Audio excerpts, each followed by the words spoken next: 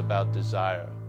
So for me, the original, or let's say there's no original, but the predominant desire is the desire to become. The mind's desiring to become a long-lasting, independent, separate entity, a self, an island unto itself. That desire, I think, fuels every other desire. And see, the desire to become can never find its culmination because it will never be. It can never become to be. It can just keep becoming. Yeah? So what happens is, within the mind, the selfing, when this desire to become is going on, it produces a product which is the feeling that you have already became. Yeah?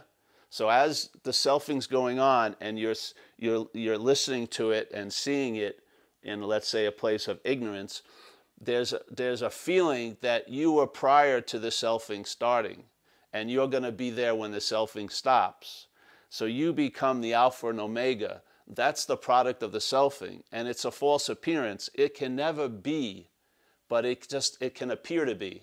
Yeah? So you feel, a lot of people feel like they're prior to the yapping going on in the head, but they're actually a product of the yapping. And when you were a baby, you weren't there as a self. There was no sense of being an individual entity. So the mental process hadn't started producing that product yet. As we grew physically and the mind got engaged in this mental process, then the feeling of being you is produced by the selfing, but the production is put into past time as if you were there before the selfing. Yeah? So now the selfing's going on, but there's a feeling that you are the one that's being selfed at or is doing it. Yes?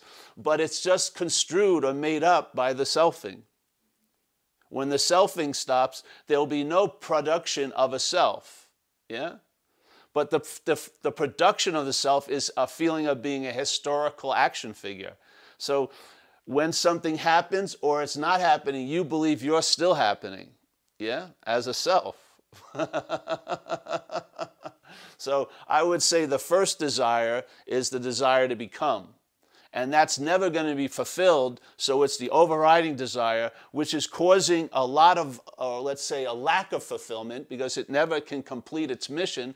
So then thousands of other desires get spawned from that original lack of fulfillment, and it's looking to fulfill itself by doing things and having and claiming, yes? Because if it can't have a life, it will claim the hell out of it. Yeah.